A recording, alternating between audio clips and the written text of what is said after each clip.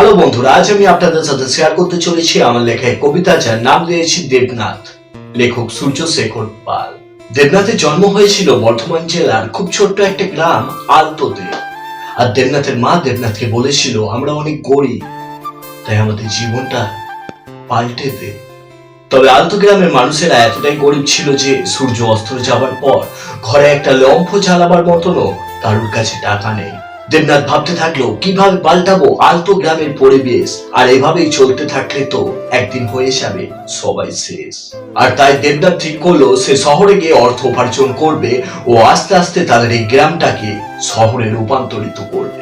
তবে কেউ ভাবেনি দেবনাথের কথা। তবে দেবনাথ সবাইকে নিয়ে চলেছে, আর শহরে এসে দেবনাথ তার গ্রামের কথা সকলকে বলেছে। আর তারপরে দেবনাথের মালিক একদিন দেবনাথকে ডেকে বলল, আমি তোমাদের গ্রামের হাল পাল্টে দেবো, তবে তার বদলে আর কিছু চাই। দেবনাথ বলল, বলেন হুজুর, কি চাই? আমি সারা জীবন তানখা নাহি নেব, গ্রামকে শহর বানাতে আমি আমার জীবনও দিয়ে দেব। আরে আমার জীবন চাই না, আমি গ্রামের লোকেদের কাজ দেব। গ্রামের লোকেরা কি করবে? তারা কি নিজেদের জীবন যুদ্ধের লড়াইটা নিজেরা লড়বে? কথাটা শুনে দেবনাথ চুপ, কারণ সে তার মঞ্জিল খুঁজে পেয়েছে। সে আলতো গ্রাম আর গ্রাম নয়, এখন শহরে রূপান্তরিত হয়েছে।